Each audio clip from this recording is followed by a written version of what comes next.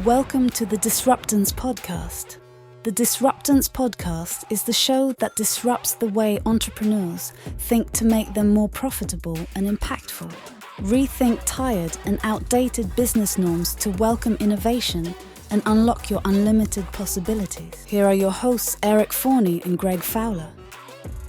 It's award season, Eric, and you know what that means. There's a lot of trophies and medals that are getting polished right now in the real estate community. And how do we want to start talking about that? I thought my wife told you that I was a trophy husband. I thought maybe that's where you were going to go with this, Greg, because, Eric, I swear to you, I wish I had it on my desk. I don't anymore because I got a ton of flack on it. Ash actually bought me a plaque that said trophy husband, jokingly. I used to have it on there, and then people would walk into my office and be like, what the heck is that, man? This is ridiculous. How do they not know? How do they not know? I do not mean you as a trophy husband or myself. I mean, look, Eric, let's talk about the ugly truth behind the industry, because there's a lot of this fake positioning and number counting and transaction volume, and like, what is this all about, man? Yeah, how much time do we have? Because there's a lot of that. So there's some interesting ways to look at this. So, I always love Real Trends puts out every year their top 1,000. And, they're probably one of the few that actually put some time and energy and effort into it.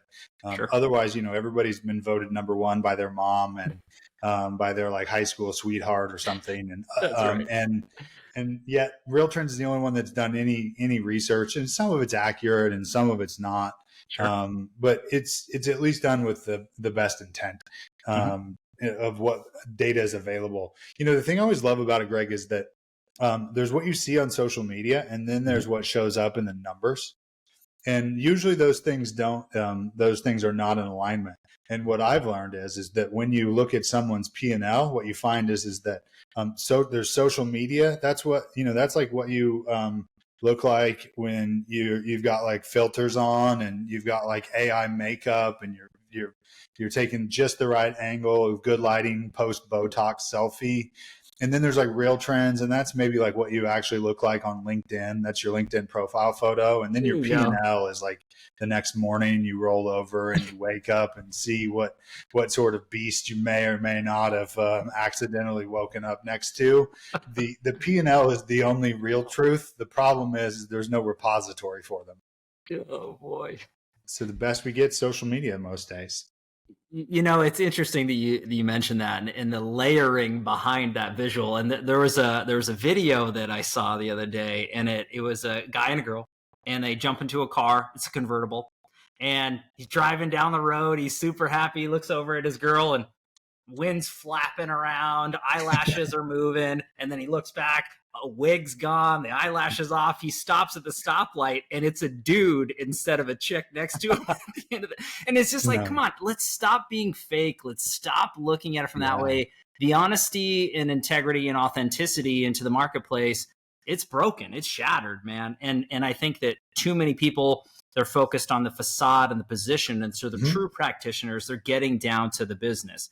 Now, to my opinion and perspective, it's not to say that just because you're a true practitioner doesn't mean you shouldn't be in the spotlight, shouldn't mean you shouldn't share your story, but that's not the main initiative. The main initiative is the business.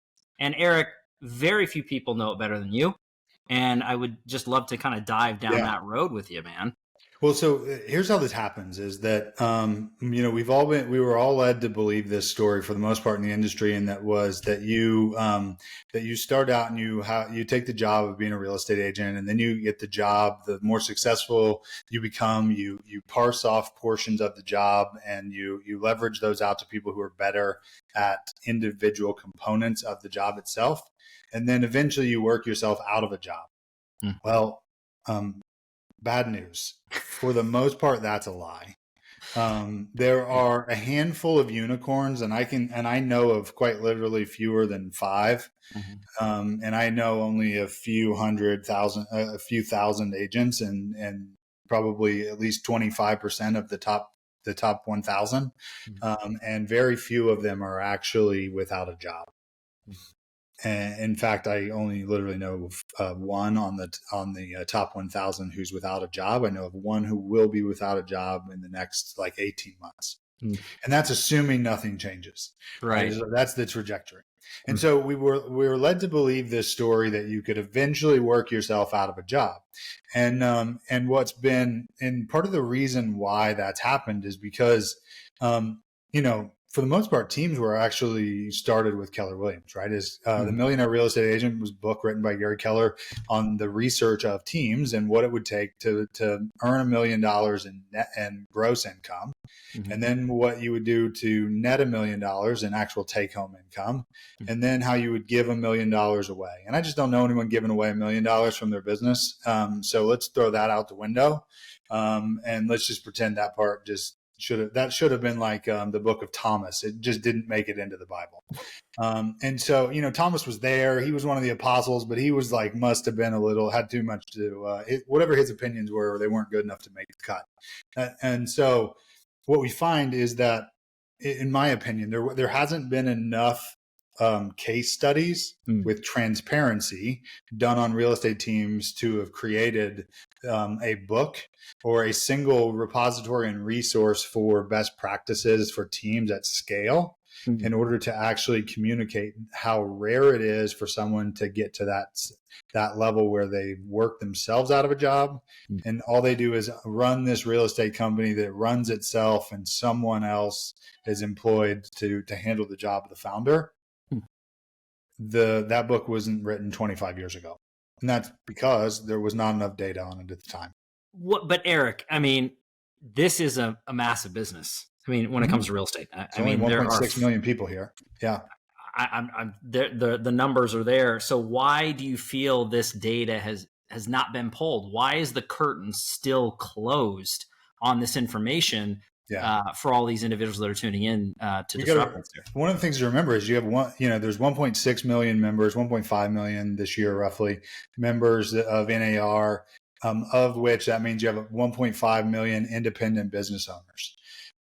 99%, 98% of them don't have profit and loss statements and don't track their actual metrics like most business owners would outside of the industry. Therefore, it makes it incredibly challenging to get any insightful information because the information doesn't exist for the most part at scale.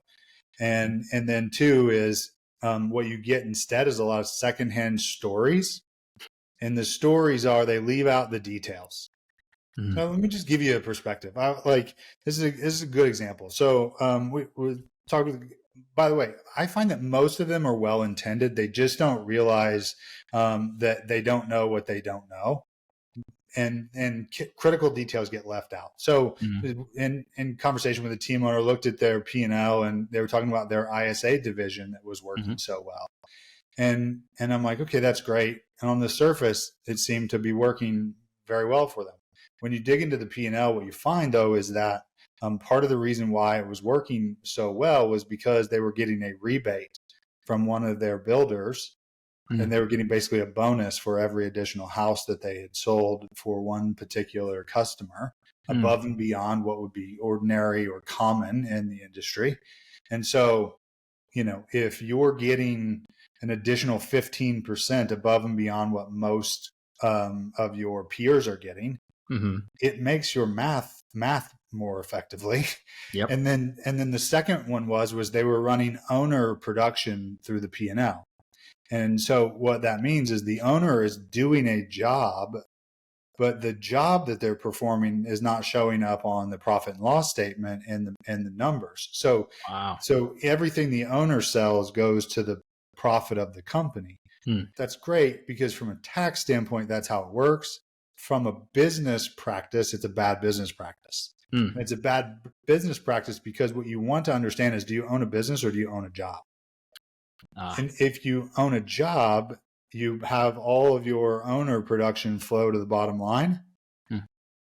And it causes confusion for business owners to believe that their business is more profitable than it is. It's really a job where you doing your job, if you stop doing it, the business doesn't exist. Yeah. And so in that particular instance, what I found is the owners have their profit their production flow to the bottom line, which therefore makes their ISA department appear to be more profitable. Would you say that that is the normal? Yes. Most fall under that category in the way that Yes, it's not best practice, but it's normal. By the way, I actually used to run ours the exact same way. So this is not me. This is no pot calling the kettle black. We used to run it the exact same way, and because candidly, I didn't really care. Mhm. There wasn't a reason why I wanted to like stop to do the math and parse them out separately. Thankfully, at Livian, we had to do them separately. And for a number of reasons. It does create a challenge for us, though. Now, let me just put my Livian hat on. It creates a challenge for us because what we find is that when someone partners with Livian, is they oftentimes believe that that potentially their income is going down. It rarely, if ever, does. The problem, though, is that perceptually their income goes down because previously their production would go to the bottom line. Therefore, it made them look like they were earning more money than what their cash flow was. Got it. Today, we run purely based on a cash flow statement for that team owner. When you run books the way that I used to and the way most do is it makes your cash flow on paper look a lot higher, but it doesn't make your bank account go up necessarily. Right. And what matters is, did your bank account go up or not? And well, arguably, though, Eric, to the point of this conversation that we're having here, it's award season. So inflating those numbers, there's so many trophies that are on a shelf that you can polish or medals that you can wear around the house and look at yourself in the mirror. I mean, what is that all about, man? Well, I mean, you've got a lot of things. One is a lot of people believe that they get to work out of a job of real estate, and they didn't realize that that's not actually something that happens. That's a mythical creature for the most part. Right. And so there are a number of successful real estate agents who build and grow teams that want to stop selling real estate. And they believe that once they attain a certain level of success, that they're going to have earned their way out.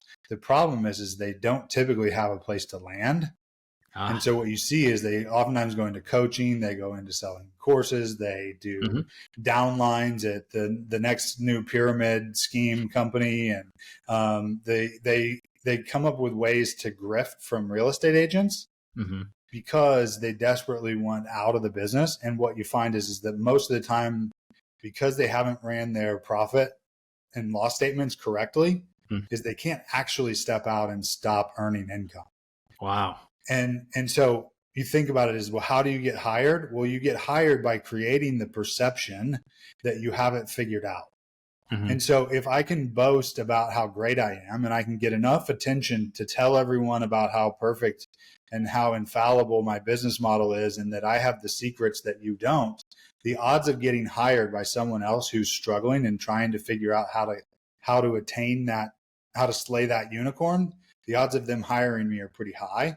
And so you have a lot of people who either don't know they're full of shit or are knowingly full of shit. And what they're looking for typically is a new grift to just stop selling real estate. Wow. And painting the picture of that is eye-opening. And again, this is not a scolding kind of conversation to the industry to say, it's just calling it out as it is, to really disrupt the way that we're all thinking and feeling, and how do we apply this and really figure it out on our own. And Eric, I know that you break it down to the fundamentals of, and you've said this time and time again, what type of business do you want to own? Yeah. And I think that I would love to dive deep into your categorization of those two and explain to the audience, like, what do you mean by that? Yeah. So I think of a few ways, Greg. So you can you could play pickup football. You could play with your grandma and your aunt, and your mom after Thanksgiving, and you can throw the pigskin around in the backyard, and you can have a good family football game, or you can be on a professional football team there, and where over there in New England, you can be part of the Belichick team, and what you don't want to do, though, is ever believe that your pickup game is a Bill Belichick like game. You have to understand what game you're actually playing and what business you're in. And so let me just try to make better sense of that metaphor, which is that the way I think about it is one thing that's interesting about professional sports is there's a salary cap. Mm-hmm. And that salary cap is meant to make things a bit, to have more parity in order to make it higher competition. And a salary cap, it becomes a way to equalize a league when you have the Montreal Expos and the New York Yankees. Or we have these extremes of population size and evaluation. Is a salary cap creates parity. Well, in business, there's no parity except for that markets. The belief is that markets always gravitate towards efficiency. And so you can have a competitive advantage for some time, but over time you will lose your competitive advantage in business. One of the only exceptions are typically the businesses that Warren Buffett has wanted to own in perpetuity. Those are like Apple, Coca-Cola. There's something where the brand is so ubiquitous in a society that trying to disintermediate it's nearly impossible. And so for everyone else, our competition will get to a level of efficiency. This is called the efficient market hypothesis. Okay, and so if you can have a competitive advantage for a while, it will disappear eventually. And why that matters is I believe that what it does is it creates a salary cap effect for all businesses, and it creates a salary cap effect especially for real estate agents when there's 1.5 million realtors. That means that because there's 1.5 million small businesses competing for a fixed amount of transactions, eventually people in the market will figure out how to copy what someone else is doing in order to get more market share. And that matters because when you run a real estate team, there are fundamental, undeniable truths that can't be negotiated with that unfortunately team owners still try to negotiate with. And one of them, so like I'll break them down into like categories. Okay. So one of the ones that I think about is standards. And I'm going to go now tie back to the game that you're playing in the backyard with your mom and your grandma after Thanksgiving. You can have a team that has low standards where we're just out having fun. We're family members. We like to hang out. It's two-hand touch. No one's getting hurt. No one's going to go back in the house crying. And we're all going to go get ice cream after the game. There we go. That's a low standard of competitiveness. It's a low standard of accountability. It's a low standard of like a quality of product and performance. And then you've got the Bill Belichick extreme, which is everyone has a job. They're held highly accountable to it. I'll chew Tom Brady's ass if we have to. Everyone's on the chopping block every week. And there's a high amount of standards with that. Well, okay. So we've got the two extremes. Now, on this spectrum, what you realize is that you can play either game. It doesn't matter. Just don't believe that you're going to play. Just don't be falsely playing the game with your family that you're thinking you're playing with Bill Belichick. And don't think that Bill Belichick will go get ice cream with you at the end of the game and that you're going to be friends because you'll be cut next week if that's the case. So you have to understand, what do you own from a standards perspective? And then what are the trade-offs based on how you choose? And so if you have really high standards as an organization, you typically have a higher per agent production. You typically have a higher degree of customer service or consistency of product. And then the downside to that, though, is it requires someone to manage the high standards, the high production, and the high product control and the consistency. So as an owner, what you got by having high standards was you got a job. Your job is you have to manage to those standards and ensure that everyone in the organization is fully adopting that and doing it consistently. So what happens is team owners go, well, F this. I didn't sign up to be an adult babysitter. Get it, bro. Been there, done that, felt that same way. And it doesn't matter. Either you do it or someone has to do it. Right. Which means you're either going to trade your time or you're going to trade your money to manage to high standards. So let's then pretend that you said as a team owner, well, I'm just going to have low standards instead. Well, great. But there are trade-offs now to low standards. And the trade-offs are you typically have lower per agent production. Okay. You typically end up with lower product control. you typically end up with a lower percentage of income per agent, which means now you need more agents in order to pay the bills and run the organization, because your per agent production went down and your revenue per agent goes down. And so the trade-offs with playing a friendly game of standards is that I have to recruit more agents, and I'm able to, and it takes more agents to pay the bills than it does if I have a high standards organization. If I have high standards, I typically get higher turnover. My agents leave potentially because they get tired, just like Tom Brady did. They get tired of having their ass chewed on a weekly basis to do the damn job. And so the more success they have, the more likely they are to leave. So that's just one vector, and that's standards, right? And there are a few vectors that have to be taken into account, because the challenge is that most don't realize what business they showed up trying to run. And they don't understand the way that they're interconnected and the trade-offs that happen as a byproduct of choosing the business model that you run. And the failure is not being really abundantly clear on which business you genuinely want to own.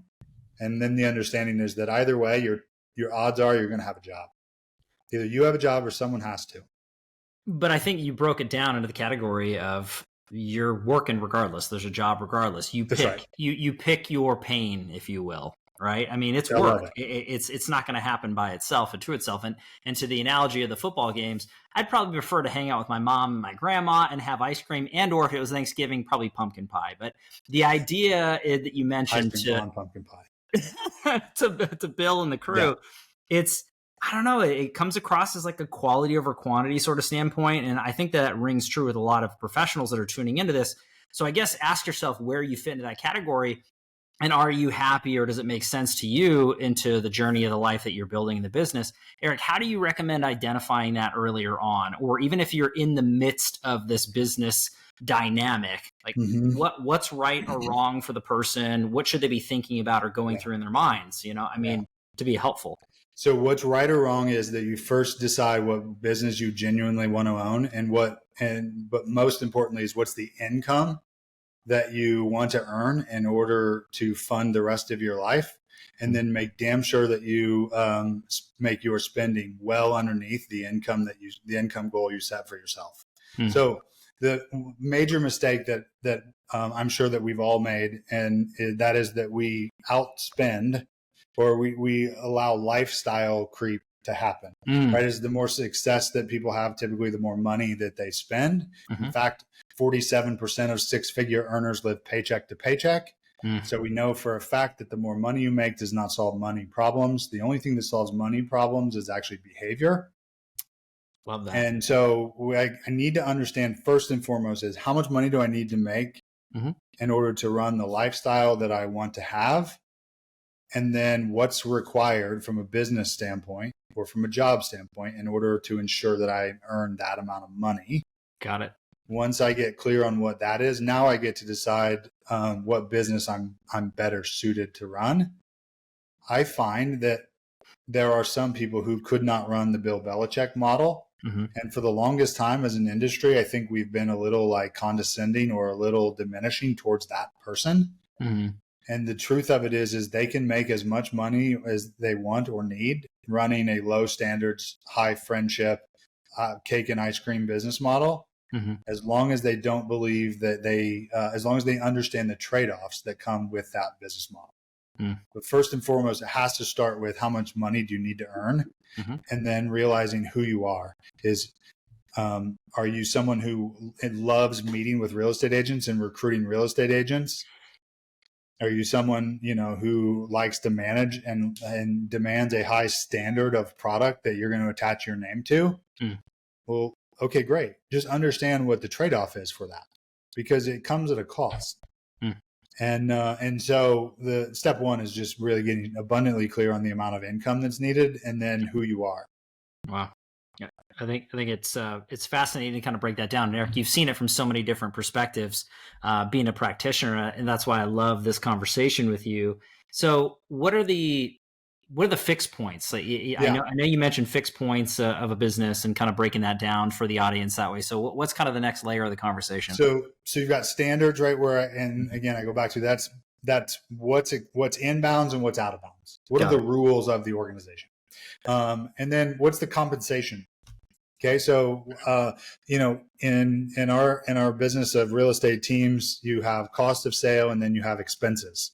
Mhm. Your expenses we're going to tackle separately from this. So let's look first then at cost of sale. Then the highest cost of sale for every real estate team is the cost of a real estate agent. Mm. And we call those splits, right? And so what is your model for real estate splits Mhm. as an organization? And then what are the trade-offs? Okay. I've seen teams that run 10-90 Mm. and teams that run 90-10. Mm. Okay. So we now know roughly where the inbounds and out of bounds line are is, you have to think of it then instead back to what we started with, which was what's the amount of money that's needed in order for the business to earn enough income that I can achieve the amount of money that I need to in order to live the lifestyle that it costs for me to live the life that I need to or want to have. Sure. And what I can't do though is ever be delusioned as to what the trade-offs of cost of sale are. Mm. And so there are trade-offs for both the 10-90 and the 90-10, and then every spectrum in between that. So typically the trade-offs are when you have more money going to the team than to the agent, there are benefits with that. The benefits are is that the company gets more a higher degree of like investable cash flow. Mm-hmm. So you get more money in that I can reinvest into the business to try to help more agents sell more houses. Mm-hmm. I also get a margin of safety. Mm-hmm. So for instance, we always had some of the more, our splits were always a higher percentage went to the business than to the agent. Mm-hmm. And that created a margin of safety as a business. At no point in time have I ever had to lay someone off that was employed by the company because the company didn't have enough money to continue to pay them. Wow. There are a number of months I made no money, and there are a number of months. In fact, there was a year I think I lost $148,000 in a row, and no one lost a job because of income. And that was because we had a margin of safety. Mm-hmm. And typically being, especially where we are in the wintertime, we would lose money, usually 3 months a year during the winter. Mm-hmm. And so one of the trade-offs of having a lower cost of sale is you have a higher margin of safety. Now, it makes it at times much more difficult to recruit to, and that can at times make it more difficult to retain to as well. Got it. So it's not without its trade-offs. Mm-hmm. So an agent on a 10-90 where they keep 10% of their sales is more likely to leave than an agent on a 90-10. Sure. And then the opposite is if you have, if the agent if there's a really high cost of sale, well, now you're going to need a shit ton of transactions at a really low margin. This is the Walmart model. Mm-hmm. We've got to sell a ton of product at a really low margin in order to pay for the cost of overhead. Mm-hmm. And maybe that means I have to pay lower quality fixed employee costs. Well, again, Walmart. My cashiers are probably not Mensa members. Mm-hmm. My transaction coordinators are going to be the same way, mm-hmm. right? It's because I've got a low margin sale. Now, I might get better retention from that model though. Okay. I might get better retention because I'm lower margin, and the more success someone has, the more likely they are to stay. Mm-hmm. Here's the problem though. That comes with the trade-off. And the next trade-off that it comes with is that third vector, which is it comes with support. And what I mean by that is what do I do with the expenses every single month? How do I invest my fixed expenses to support the sales team that supports the company? There's a fixed amount of money. I can only do a certain amount of investment with that amount of money every month that I'm investing. Sure. And unfortunately, there is a threshold of the number of sales that can be generated for every one employee. Eventually, your business will burn out if you have too many sales per employee. the opposite happens, which is that if you don't sell enough for every one employee, you eventually have to let go of the employees or you lose your business. Wow. And so again, there's this kind of salary cap component to it where there's a fixed amount of expenses we can invest every month.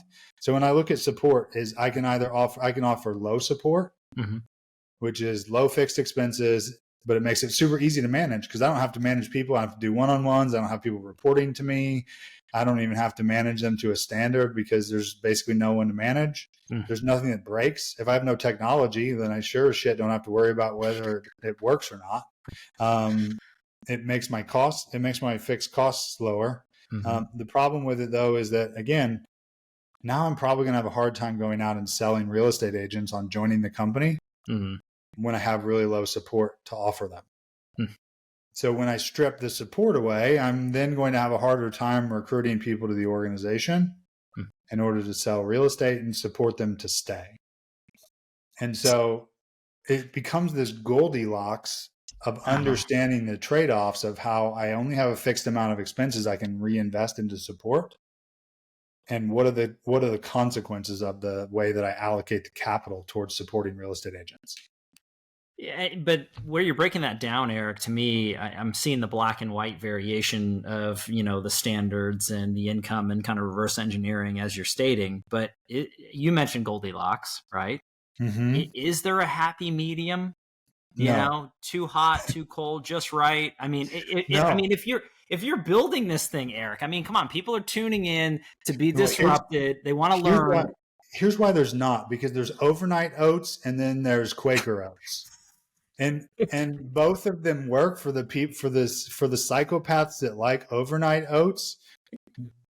Eat your overnight oats, okay? But I'm taking my Quaker oats, apples and cinnamon, maple and brown sugar, serve it to me piping hot, and those are the oats that I'm looking for. I like the strawberries and cream too, by the way. I don't know if you've tried that one, but yeah, also a good one. Spot on. But understanding that the answer is actually no, which is, again, there's a fixed amount. I like this concept of a salary cap where you start, everybody has a certain amount of points you can play with across the board, because there's a trade-off there's a consequence of every decision with your business model that you make. And the mistake I see people make is they don't understand the consequence or the trade-off for the decisions that they make. And it's that lack of understanding of the trade-offs that causes them to actually own a business that's not worth owning. Wow. And when there's a lack of awareness to the way the dynamics of a company are interconnected, that's what makes it hard to fix and troubleshoot. The best mechanics know exactly why your drivetrain sounds precisely the way that it sounds when you're driving your 84 Cutlass around, right? And so as a business owner, we have to be the exact same way. And then the last one I think of is like, so you have this support model, and then you have like a service-based model, and that service model is like, would be like systems and service. So what are the systems of the organization that increase the probability of predictable outcomes or consistent results? Okay. And so there are things that the DOJ can't seem to still figure out, which is that that technology has not made it to where these real estate companies run themselves. The weirdest thing, for some reason, humans still require other humans in order to go to work on a regular basis. And so no matter the fact that there's a ton of leverage with automation and a lot of technology efficiencies, for the most part, these fundamental laws of truth around efficient markets and efficient businesses still exist from a systems support standpoint. So here's why. Because the more complex I build my systems, the more difficult it is to manage them and the more it costs to continue to operate and run them. Wow. Yeah. And how do we know that? Well, the government costs a lot to run. And it's more complex than probably any other system in America, right? You've got highway systems, you've got public utilities, you've got all this infrastructure that requires maintenance and management ongoing, and it creates an efficiency, it creates a benefit, but there's a trade-off. The trade-off is it has to be serviced and it has to be maintained. Mm-hmm. And so if I have really low system complexity, I typically get lower consistent outcomes, but it's easier to manage. So as a business owner, I might say, I don't want to manage this new technology. I don't want to learn about AI. I don't want to learn about automations. All I want to do is work from a pencil and a sheet of notebook paper. I'm going to run my business that way. Great. Just understand what the trade-offs are.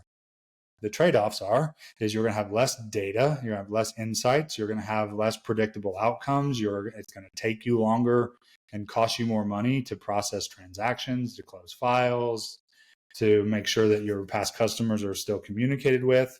There are trade-offs from a systems standpoint that are both positive and negative. And unfortunately, again, many don't realize that the mechanics are actually all interconnected between splits, between standards, between the support that you offer and then the systems that you provide. There's a fixed amount of resources. That fixed amount of resources then spits out the bottom size. And by that, I mean the size of the organization. From there, what you end up then with is that ends up being your actual cash flow itself. Because size is the byproduct of the machine. Size is not how you build the machine. The only thing that grows without intention is cancer. And when a business owner sits out to run a real estate team, they don't understand this. They build a cancer organization and don't understand how to fix it. So award season comes around and we see a lot of cancer. And the cancer that I see is there's two types of businesses, Greg. Yeah. To tie a bow on it and loop it all back together. The two businesses I see are really high per agent production with moderate agent count, or really high agent count with really low per agent production. I think you called them before body shops, or there's either body shops or there's the Belichick football machine. One or the other. Those are the two extremes. The mistake is trying to be both or getting caught in the middle. That's where you like plummet to your death as a team owner. That's miserable. It's unfortunate that this conversation isn't happening more, Eric, and that's the whole point. I mean, the idea behind us having these conversations to really just unearth or reposition the thought in the mind. And so I guess to finish and put the bow on it, as you had mentioned here too, anybody who's tuning in and they feel the one side or the other, or they're feeling certain levels of pain, or, maybe I made a mistake. What's going on? I didn't do it exactly as Eric had stated because I'm already deep into this and I didn't know what I didn't know. Like what would you say to them? What advice would you give? What's there to kind of take away to wrap this one up? Yeah, that's a good question. So there's actually a workflow that I teach with this, which could be a whole separate conversation. In fact, it is a separate module. But so first you get clear on the gap, right? As you get clear on, okay, I own this business and I don't want to. Am I delusioned into believing that I can own a business that actually is nearly impossible? Because there's for every dollar, there's 100 pennies. You can only split the 100 pennies a specific way, but you don't get 101 out of a dollar. You only get 100 pennies that you can allocate as a business owner in a specific combination. So you have to get really crystal clear in understanding that no matter how badly you may not want it to be this way, it might actually just be that way by pure mathematics, and that's the only result. Get over it, move on or accept it. That's kind of step one, is getting really clear on and getting right and real with yourself. And then two is then you start to slowly make changes.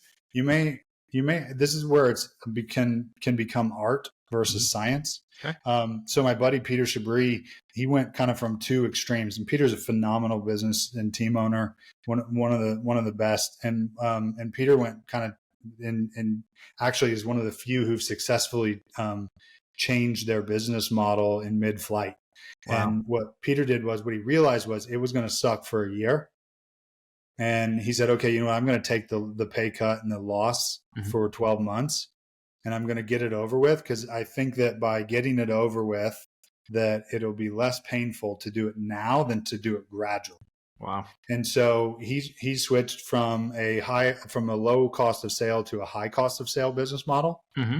And then thankfully what he understood is that meant that he had to go out and get in business with more real estate agents. Mm-hmm. So he went from, I'm going to get the numbers wrong, but let's call it, 10 or 12 real estate agents to 33. Okay. So effectively tripling his agent count in, the matter of 6 to 12 months. And by changing his cost of sale and increasing his agent count, his belief was that he could shift the dynamic of per agent production, support, standard, splits, all those things, and still earn the amount of income that was required. But what he couldn't do was negotiate with himself as to how many agents were necessary in order to end up with the exact amount of money that's needed to run the business and to run his own lifestyle. Got it. And so as a business owner, you cannot negotiate with truth. And the truth is that if you're going to get less money per transaction to run your business, you need now more transactions. And there are examples of this all over in all sorts of different businesses. But Rolex can't pretend to be Casio, and Casio will never be Rolex. Understand what business you're in and which one you'd rather own. And if you're in the Rolex business, stay there and don't get distracted by anything else until you're ready to switch, like I said, like Peter did, and say, okay, you know what? Now I want to actually sell more units. But in order to do so, I'm going to need more salespeople. And again, Eric, I think that the way that you broke that down, it's letting everybody know that you have a choice. You're not stuck. That's in right. Whatever you're doing, starting or into, there's opportunities and there's options. I want to ask you this, to kind of finish everything up too, Eric, is no matter what path someone's down, is it a reality to the equation that incomes can be equalized? Would you say that you were able to produce under both of those models and variations to a high level, a high standard in that way? I don't know that you're able to do it to a high standard, but for sure that you're able to do it. You're able to earn the amount of income either way. Yeah. At the end of the day, it's a math problem. And the math problem is I either need, it all boils down to what's my profit per unit. And then how many units are required in order then to achieve the desired amount of profit that the business demands and my lifestyle requires. And then how am I going to get the necessary amount of units at that level of profit? And once I understand that it's that clear, but I have to understand that's the math part. That's the path. That's the fundamental math proof. The art is understanding all of the dynamic trade-offs that are interconnected along the way. And I have to understand that they are interconnected. And again, I'll just use Peter as that example, is that he said, you know what, okay, we're going to adjust our split as our cost of sale is going to go up. Okay, the agents will keep more money. But as a result, then I believe I can keep my agents with the company for longer. And the longer they stay, the more they sell, which means that I'm going to get the benefit of keeping my salespeople within the organization for a longer period of time. So I'm going to get a higher lifetime value from my salespeople by adjusting my model. But he was abundantly clear that he still has to increase his salesperson count. Otherwise, it all fails. Wow. And there's just no negotiating the difference between the two unless you want it to fail. And so again, when I look at these real trends data, there are two businesses. The businesses are either low per agent production, high agent count.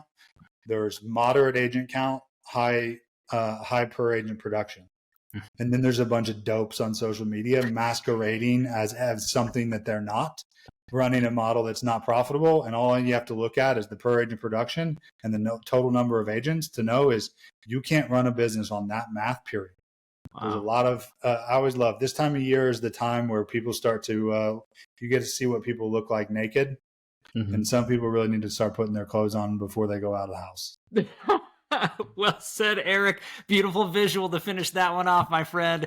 As always, a pleasure diving deep in with you. And hopefully everybody enjoyed this one. We'll catch you on the next episode of Disruptance. Take care.